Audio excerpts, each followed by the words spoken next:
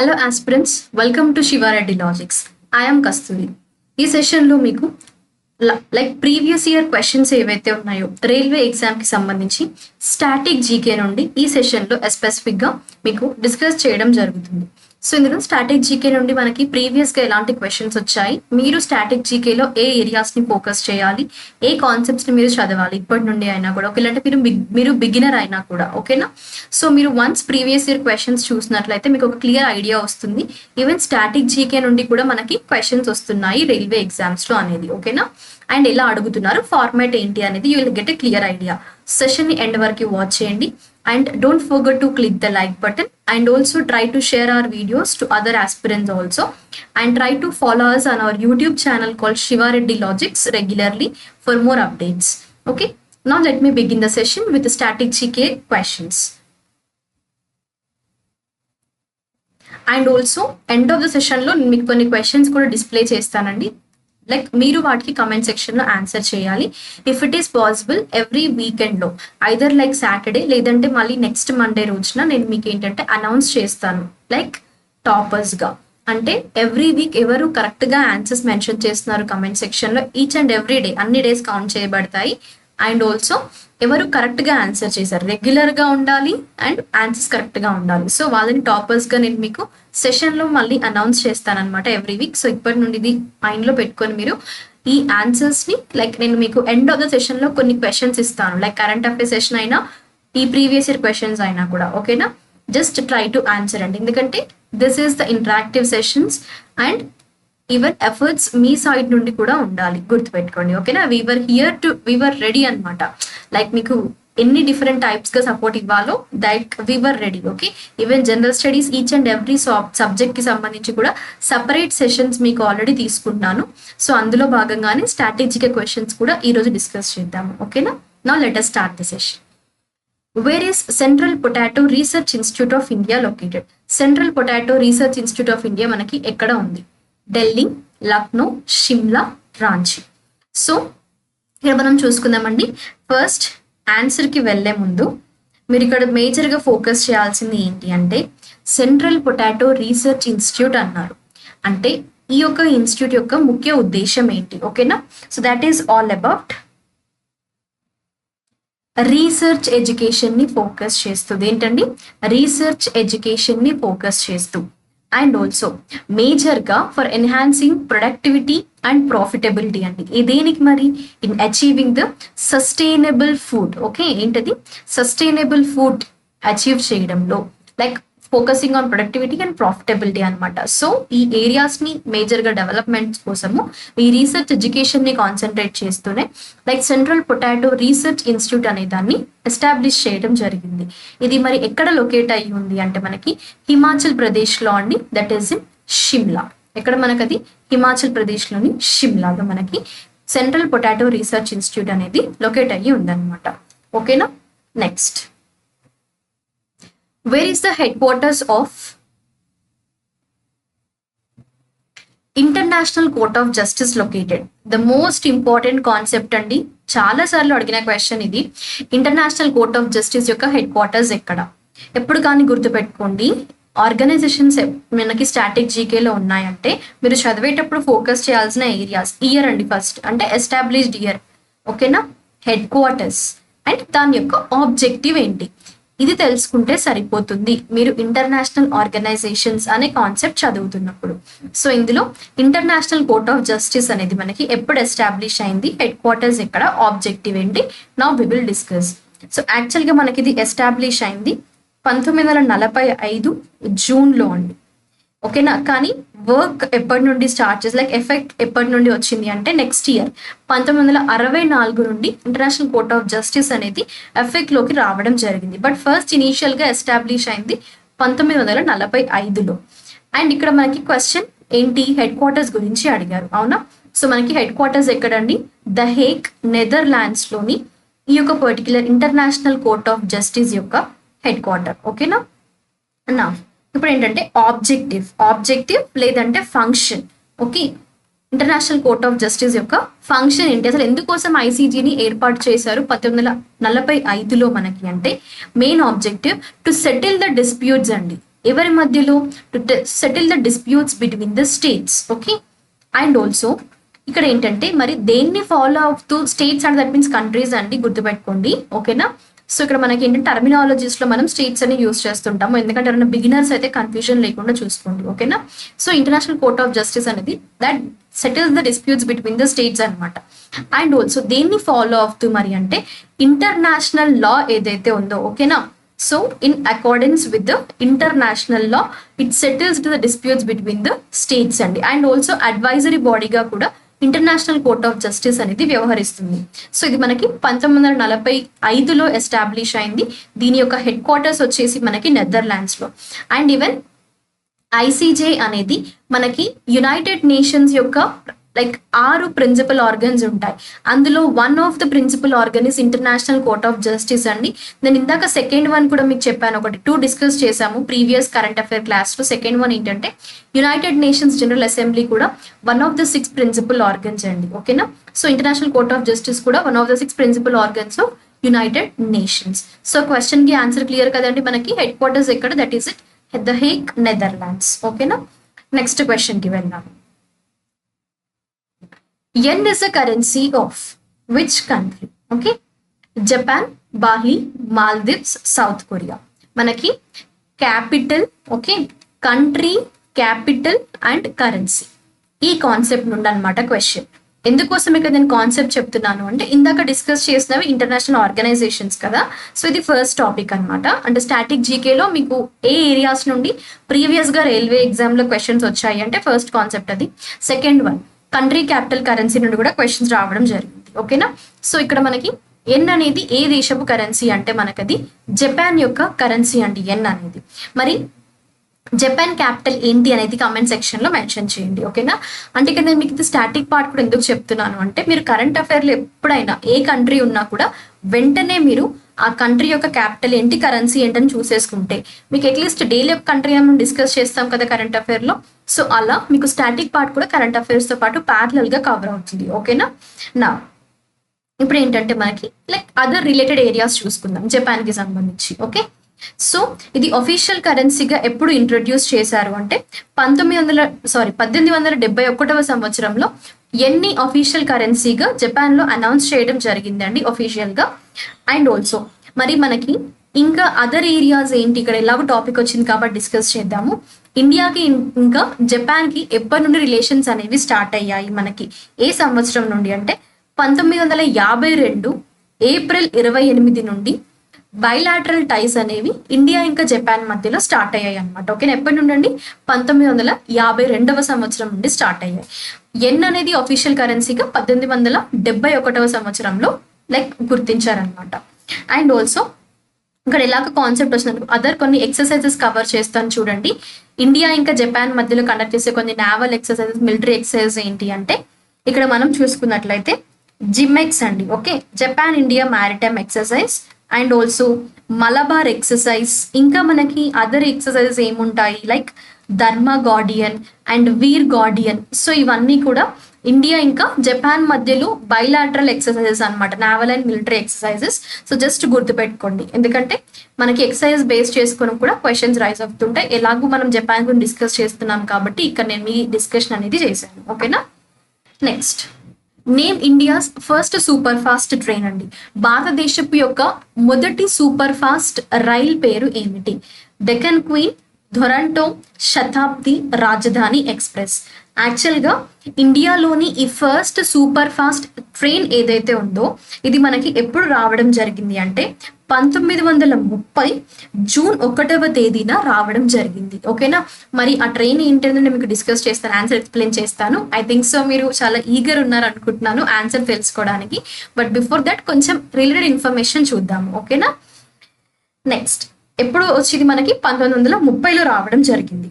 మరి ఆ ట్రైన్ అనేది లైక్ సూపర్ ఫాస్ట్ ట్రైన్ అనేది ఎవరు ఆపరేట్ చేశారు అంటే it was operated by Indian railways అండి. ఓకేనా? సో ఇండియన్ రైల్వేస్ లోని మళ్ళీ ఏ జోన్ మరి ఇది ఆపరేట్ చేసింది అంటే ఇండియన్ రైల్వేస్ లోని సెంట్రల్ రైల్వే జోన్ ఏదైతే ఉందో సో ఆ సెంట్రల్ రైల్వే జోన్ ఆపరేట్ చేయడం జరిగింది. ఎప్పుడు? 1930లో. ఓకేనా? మరి ఇప్పుడు తెలుసుకుందామా? I think so you are very eager right to know the answer. So అదేంటంటే మనకి డెక్కన్ క్వీన్ అండి, ఆప్షన్ ఏ. ఈ డెక్కన్ క్వీన్ ని ఆపరేట్ చేసింది ఇండియన్ రైల్వేస్. సో దాంట్లో ఏ జోన్ అంటే central railway zone of Indian Railways. ఈ ఇండియాలోని ఫస్ట్ సూపర్ ఫాస్ట్ ట్రైన్ అనేది 1930లో రావడం జరిగింది, అదే డెక్కన్ క్వీన్ అనమాట. అండ్ ఇక్కడ ఇంకొంత ఇన్ఫర్మేషన్ తెలుసుకోవాలి, ద మోస్ట్ ఇంపార్టెంట్ వన్. అదేంటంటే ఇండియన్ రైల్వేస్ ఎప్పుడు ఎస్టాబ్లిష్ అయ్యాయి, హెడ్ క్వార్టర్స్ ఎక్కడ అని. అవునా? సో మనకి ఇండియన్ రైల్వేస్ ఎప్పుడు స్టార్ట్ అయ్యాయి అంటే 1953వ సంవత్సరంలో స్టార్ట్ అయ్యాయండి. అండ్ హెడ్ క్వార్టర్స్ వచ్చేసి మనకి న్యూఢిల్లీలో. అండ్ ఒక సిగ్నిఫికెన్స్ కూడా ఉంది, వరల్డ్ వైడ్ గా ఇండియన్ రైల్వేస్ అనేవి 4th లార్జెస్ట్ రైల్ నెట్వర్క్ అండి. ఓకేనా? 4th largest rail network in the world. So ఇది ఇండియన్ రైల్వేస్ కి ఉన్న సిగ్నిఫికెన్స్. ఎందుకంటే as your a railway examination aspirant, right? So మీరు వెళ్ళబోతున్న సర్వీసెస్ కూడా రైల్వేస్ కి, కాబట్టి ద బేసిక్ ఇన్ఫర్మేషన్ మీకు తెలియాలి. ఎప్పుడు ఇండియన్ రైల్వే స్టార్ట్ అయ్యాయి, హెడ్ క్వార్టర్స్ ఎక్కడ, ఓకేనా, దానికి ఉన్న సిగ్నిఫికెన్స్ ఏంటి అనేది.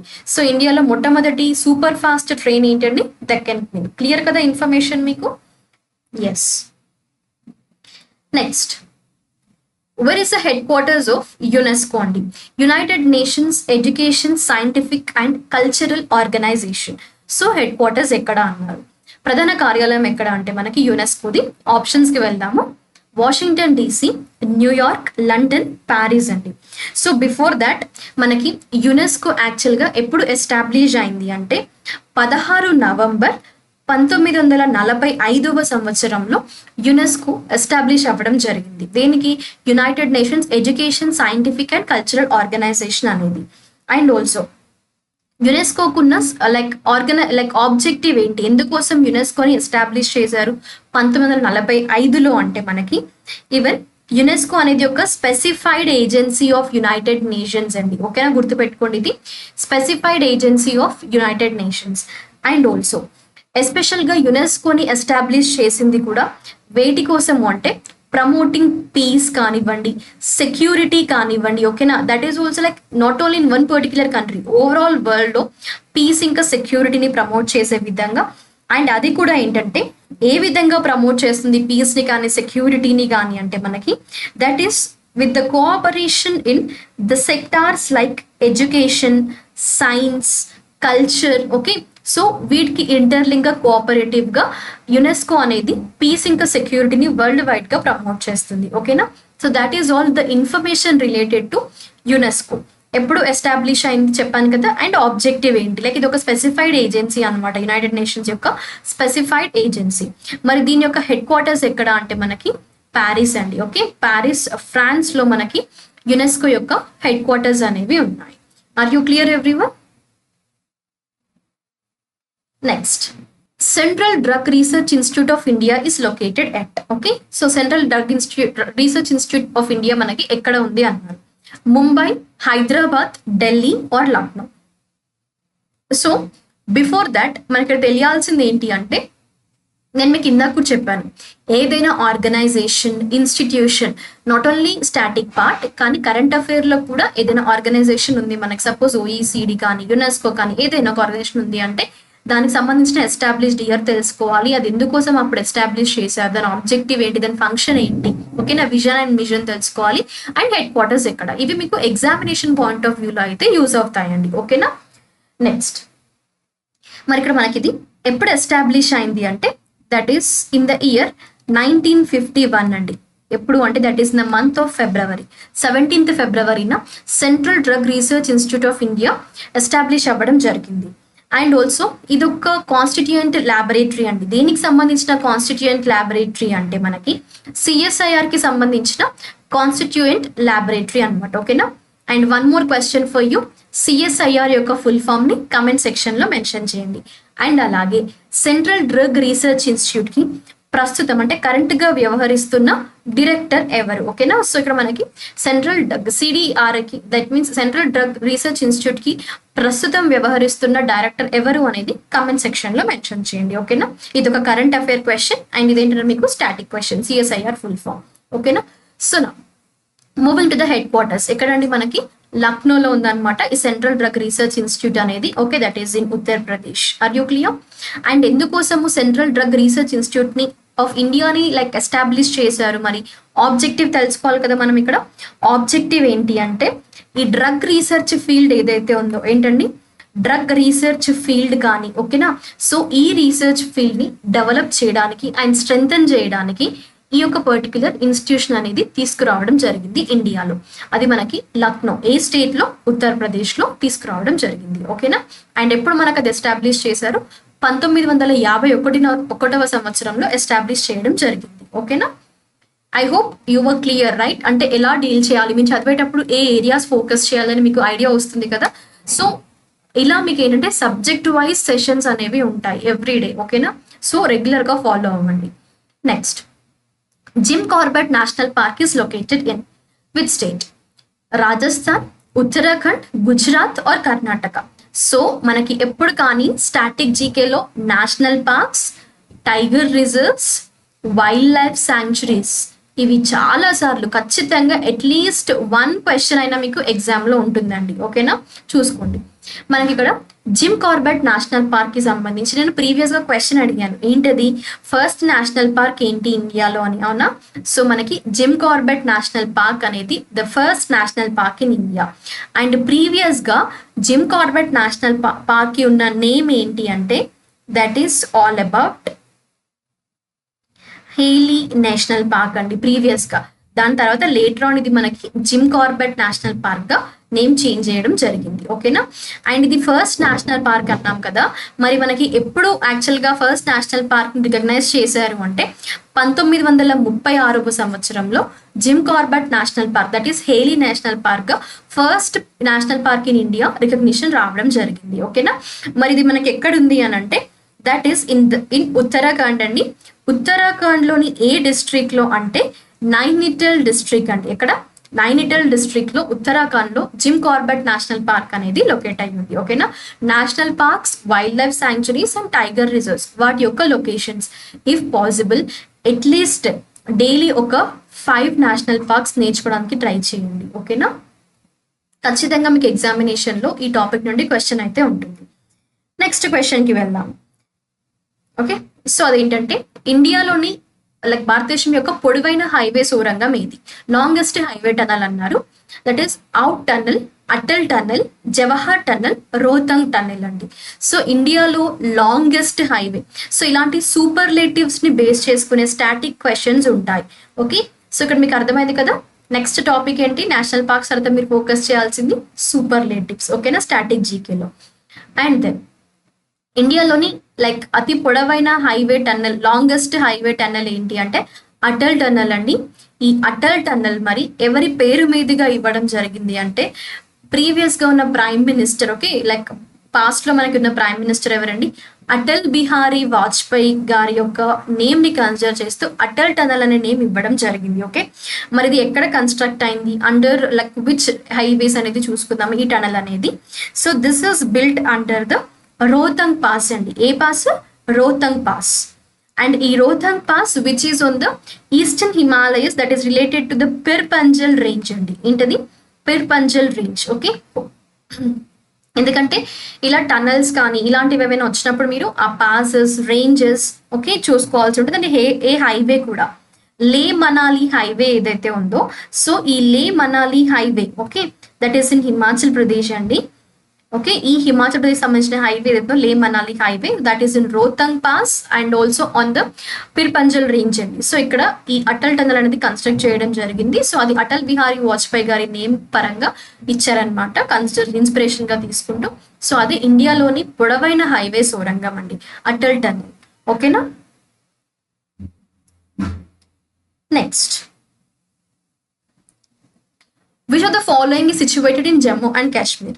Dachigam National Park, Pakal Wildlife Sanctuary, Balbhakram National Park, Jaldapara National Park. ఇక్కడ మీకు ఏంటంటే నేషనల్ పార్క్స్ నుండి లైక్ వైల్డ్ లైఫ్ శాంక్చురీస్ నుండి, టైగర్ నుండి 2 types ఆఫ్ క్వశ్చన్స్ ఉంటాయి. అందులో ఫస్ట్ టైప్ ఏంటి, మనకి నేషనల్ పార్క్స్ ఇస్తారు, వాటి లొకేషన్ అడుగుతారు. ఇందాక డిస్కస్ చేసాం కదా మనం క్వశ్చన్ ప్రీవియస్గా, ఆ విధంగా వచ్చింది. ఇంకొక ఎగ్జామినేషన్లో ఎలా వచ్చింది మనకి, సెకండ్ వన్ వైస్ వర్సా, ఇక్కడ మనకి లొకేషన్ ఇచ్చారు, అక్కడున్న నేషనల్ పార్క్ కానీ, వైల్డ్ లైఫ్ శాంక్చురీ కానీ, టైగర్ రిజర్వ్ ఏంటి అనేది. సో మీకు అంటే క్వశ్చన్స్ ఒక కాన్సెప్ట్ నుండి ఎన్ని విధాలుగా అడిగారు ప్రీవియస్ గా అనేది కూడా ఒక క్లియర్ ఐడియా ఉండాలి. ఏదో జస్ట్ బ్లైండ్ గా క్లాసెస్ వినడం కాకుండా ఒక కాన్సెప్చువల్ గా ఒక స్ట్రాటజీతో ప్రిపేర్ అవ్వండి. ఓకేనా? నా ఇక్కడ 2 టైప్స్ అన్నాం కదా, సెకండ్ టైప్ అనమాట అండి. లొకేషన్ ఇచ్చారు, సో నెక్స్ట్ మనం కనుక్కోవాల్సింది నేషనల్ పార్క్ అది ఆ పర్టికులర్ రీజియన్ లో ఏది ఉంది అని. ఓకేనా? సో ఇక్కడ మనకి before moving to like Dachigam national park, Pakhal wild life sanctuary, Balpakram national park, Jaldapara national park. So వీటి గురించి చూద్దాం లొకేషన్స్. మనము each and every option discuss చేద్దాం ఇక్కడ. So first one Pakhal wild life sanctuary వచ్చేసి మనకి తెలంగాణలో ఉందండి. అండ్ జల్దపార నేషనల్ పార్క్ వచ్చేసి వెస్ట్ బెంగాల్లో ఉంది. అండ్ బల్పాక్రమ్ నేషనల్ పార్క్ వచ్చేసి మనకి విచ్ ఇస్ ఇట్ మేఘాలయ. ఎక్కడండి? మేఘాలయ. మరి ఇక్కడ జమ్మూ అండ్ కాశ్మీర్లో ఉంది ఏంటి? Dachigam national park. Are you clear నా? సో ఇలా ప్రిపేర్ అవ్వండి. ఓకేనా? ఇప్పుడు మీకు ఇక్కడే కవర్ అయ్యాయి కదా, నేను చెప్పాను ఇందాక డైలీ 5 నేషనల్ పార్క్స్ చూసుకోండి అని. సో మీకు అంత అవసరం లేకుండా క్లాస్లోనే అయిపోయాయి. బట్ మనకి ఎవ్రీడే స్ట్రాటజీగా డిస్కస్ చేయం కాబట్టి, అంటే లైక్ సెక్షనల్ వైజ్ ఉంటాయి, ఎవ్రీడే ఒక సబ్జెక్ట్ ఉంటుంది కాబట్టి మళ్ళీ రొటేషనల్గా వచ్చినప్పుడు కొన్ని క్వశ్చన్స్ డిస్కస్ చేస్తాం. ఓకేనా? బట్ మీరేంటంటే మీ ప్రిపరేషన్లో స్ట్రాటజీని ఇంక్లూడ్ చేసుకోండి. Okay, next where is the head quarters of OECD located? Rome, Geneva, Paris, New York. So మనకి ఇక్కడ OECD ఫుల్ ఫామ్ చూసుకోండి ఒకసారి, ఎందుకంటే నేను చెప్పాను కదా అబ్రివేషన్స్ ని బేస్ చేసుకొని క్వశ్చన్స్ అడుగుతున్నారండి. సో మనకి OECD వచ్చేసి organisation which is for economic cooperation and development అండి. ఓకేనా? సో అది మనకి OECD యొక్క ఫుల్ ఫామ్. మనకి ఈ organisation especially focusing on economic cooperation and development కాబట్టి ఇది ఎప్పుడు ఎస్టాబ్లిష్ అయింది మనకి అంటే 1961 30 సెప్టెంబర్న ఈ ఆర్గనైజేషన్ అనేది ఎస్టాబ్లిష్ అవ్వడం జరిగింది. ఓకే, మరి ఇది ఎక్కడ లైక్ హెడ్ క్వార్టర్స్ అంటే మనకి ప్యారిస్ అండి. ఓకే, ప్యారిస్ ఫ్రాన్స్ లో OECD హెడ్ క్వార్టర్స్ అనేవి లొకేట్ అయ్యి ఉన్నాయి. ఓకేనా? ఎస్టాబ్లిష్డ్ ఇయర్ తో పాటు హెడ్ క్వార్టర్స్ చూసుకోండి. Next, with which state is Naba Kalebara festival is associated? Okay, Naba Kalebara పండుగ ఏ రాష్ట్రానికి సంబంధించింది? పండుగలు అనే కాన్సెప్ట్ ఏదైతే ఉందో సో ఖచ్చితంగా ఎగ్జామ్స్ లో వస్తాయండి. That means like festivals and అవి అసోసియేట్ అయిన స్టేట్స్ ఆర్ యూనియన్ టెరిటరీస్ కి సంబంధించిన క్వశ్చన్ అయితే వస్తుంది. Okay, important festivals in India చూసుకోండి. స్టాటిక్ జీకేలో ఇది నెక్స్ట్ కాన్సెప్ట్. అర్థమైందా? క్వశ్చన్స్ తో పాటు నేను మీకు కాన్సెప్ట్ కూడా ఒక ఐడియా లైక్ ఒక ఓవర్ వ్యూ ఇస్తున్నాను, ఎందుకంటే స్టాటిక్ జీకేని ఇంక్లూడ్ చేసుకోండి ప్రిపరేషన్ లో అని. ఓకేనా? నా వెస్ట్ బెంగాల్, ఒడిస్సా, అస్సాం ఆర్ సిక్కిం. సో ఈ నాబ కలేబారా అనే ఫెస్టివల్ ఏదైతే ఉందో ఇది ఒడిస్సా రాష్ట్రానికి సంబంధించిన పండుగ. యాక్చువల్ గా ఈ ఫెస్టివల్ అనేది ఏంటంటే జగన్నాథ్ టెంపుల్, మనకి పూరి జగన్నాథ్ టెంపుల్ ఐడియా ఉందా అండి? ఒరిస్సాలోని పూరి జగన్నాథ్ టెంపుల్. సో ఈ టెంపుల్ లోని వుడెన్ ఐడిల్స్ ఉంటాయి కదా మనకి, ఆ వుడెన్ ఐడిల్స్ ని ఏం చేస్తారంటే వుడెన్ ఐడిల్స్ ని లైక్ తీసేస్తారండి. ఓకే, అంటే కొత్తవి మారుస్తారు, ట్రాన్స్ఫార్మ్ చేస్తారనమాట. సో అవి ఎప్పుడు అంటే ఒక పీరియాడికల్ గా మారుస్తుంటారు. 8, 11, 12, 19 సంవత్సరాలకు ఒక్కసారిగా ఈ వుడెన్ ఐడిల్స్ ని మారుస్తుంటారు. ఓకేనా? ట్రాన్స్ఫార్మ్ చేస్తారు. ఆ ఫెస్టివల్ ఇక్కడ నాబ కలేబారా ఫెస్టివల్ అనమాట. ఓకేనా? సో ఇక్కడ మనకి జగన్నాథుని విగ్రహం కానీ సుభద్ర విగ్రహం కానీ, ఓకేనా, సో అలా మనకి ఒక 4 to 5 ఐడల్ లైక్ డివోట్స్ ఎవరైతే ఉన్నాయో ఈ పూరి జగన్నాథ్ టెంపుల్లోని ఆ యొక్క ఐడల్స్ ని వుడెన్ ఐడల్స్ ని మారుస్తుంటారు. పాతవి ఏవైతే ఉంటాయో సో వాటిని బరి చేస్తారనమాట. సో అదే ఈ యొక్క పండగ అనమాట. సో అది ఏ స్టేట్ కి సంబంధించిన పండగ అంటే ఒడిశా రాష్ట్రానికి సంబంధించిన ఫెస్టివల్ అండి. ఓకేనా? అంటే ఇక్కడ మీరు ఇంపార్టెంట్ ఫెస్టివల్స్ అనే కాన్సెప్ట్స్ ని కవర్ చేయాలి స్టాటిక్ జీకేలో కవర్ అయ్యే విధంగా. ఓకే, ఇప్పుడు నెక్స్ట్ ఏంటంటే మీకు క్వశ్చన్స్ ఇవి నేను ఇందాక డిస్కస్ చేశాను కదా, మీకు ఎండింగ్ లో కొన్ని క్వశ్చన్స్ ఇస్తాను, మీరు వాటికి కమెంట్స్ లో ఆన్సర్ చేయాలని. సో ఫస్ట్ క్వశ్చన్ ఇది మీకు, who among the following is the youngest Nobel laureate అండి? నోబెల్ బహుమతి గ్రహీత అతి పిన్న వయస్కురాలు ఎవరు? మలాలా యూసఫ్జాయ్, సాంగ్ డాలీ or Nadia Murad, Lawrence Bragg. Okay, comment section లో ఆన్సర్ చేయండి. Next question, what is the term of non permanent members of UN Security Council? 5 సంవత్సరాలు, 2 సంవత్సరాలు, 4 సంవత్సరాలు, లేదంటే 3 సంవత్సరాలు. టెన్యూర్ గురించి క్వశ్చన్ ఇది. Next, who is considered as the father of white revolution in India? Arun Krishnan, Verghese Kurien, Indira Gandhi, MS Swaminathan. Next, where is the headquarters of UNICEF situated? Zurich, New York, Washington DC or Paris? I hope మీకు ఈ session clear అని అనుకుంటున్నాను. But before ending the session ఒకసారి చెప్తాను చూడండి. ఈరోజు class అయిపోయిన తర్వాత మీరు ఏ కాన్సెప్ట్స్ ద్వారా ఇంకా డీటెయిల్గా వెళ్ళాలి. ఎందుకంటే క్లాస్లో క్వశ్చన్స్ కవర్ చేయడమే కాకుండా ఆ క్లాస్ అయిపోయిన తర్వాత ఆ కాన్సెప్ట్స్ చదివిన వాళ్ళకి ఎక్కువ మార్క్స్ కన్ఫ్యూజన్ లేకుండా స్కోర్ చేసే ఆస్కారం ఉంది. నన్ను అడిగితే మాత్రం కన్సిస్టెన్సీ ప్రిపరేషన్ అనేది మస్ట్ అండి. మీరు రైల్వే జాబ్ క్రాక్ చేయాలి అనుకుంటే.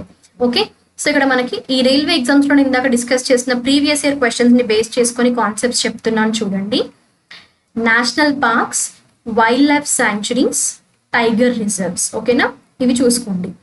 నెక్స్ట్ కాన్సెప్ట్ ఏంటంటే ఇంపార్టెంట్ ఫెస్టివల్స్ అండ్ అవి అసోసియేట్ అయిన స్టేట్స్ అండ్ యూనియన్ టెరిటరీస్. ఓకేనా, యూటీస్. నెక్స్ట్ కాన్సెప్ట్ ఏంటి, ఫస్ట్ మనం డిస్కస్ చేసాం, అదే ఇంటర్నేషనల్ ఆర్గనైజేషన్స్. ఓకేనా,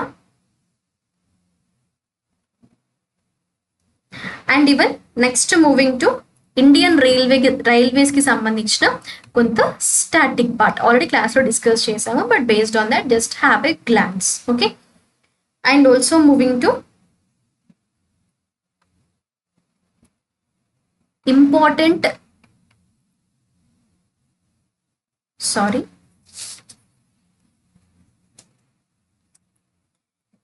ఫెస్టివల్స్ అయిపోయింది కదండి. And also tribes in India అండి. ఈ కాన్సెప్ట్స్ చూసుకోండి. ఓకేనా, సో ఇవి మీకు ఏంటంటే స్టాటిక్ జీకేలో ప్రీవియస్గా అడిగిన కాన్సెప్ట్స్ ఇవి. అంటే ఈ సెషన్లో మనం డిస్కస్ చేసిన మట్టుకు అట్లీస్ట్ ఒక 4 to 5 కాన్సెప్ట్స్ అయితే క్లాస్ అయిన తర్వాత చూసుకోండి. మళ్ళీ నెక్స్ట్ సెషన్స్ కూడా ఉంటాయి మీకు. ఇది ఫస్ట్ లైక్ స్టాటిక్ జీకేలో మనం ఇది ఫస్ట్ క్లాస్ మాత్రమే. మీకు ప్రీవియస్గా వచ్చిన ప్రతి రైల్వే ఎగ్జామ్లో వచ్చిన ప్రతి ఎగ్జామ్లో వచ్చిన ఈచ్ అండ్ ఎవ్రీ క్వశ్చన్ని సబ్జెక్ట్ వైజ్గా డిస్కస్ చేస్తున్నాము. సో ఎవ్రీడే సెషన్స్ ఉంటాయి, మీరు రెగ్యులర్గా క్లాసెస్ని ఫాలో అవుతుండండి. Okay, thank you guys. I hope all you are clear with the session. If not, feel free to mention your doubts in the comment section. I'll be going to clarify all your doubts and I'll be going to respond you in the comment section or else in the classes itself. Okay now, thank you, and we'll be going to meet in the next session. Until then, stay tuned and follow us on Shiva Reddy Logics YouTube channel, and don't forget to subscribe our channel, and also don't forget to click the like button.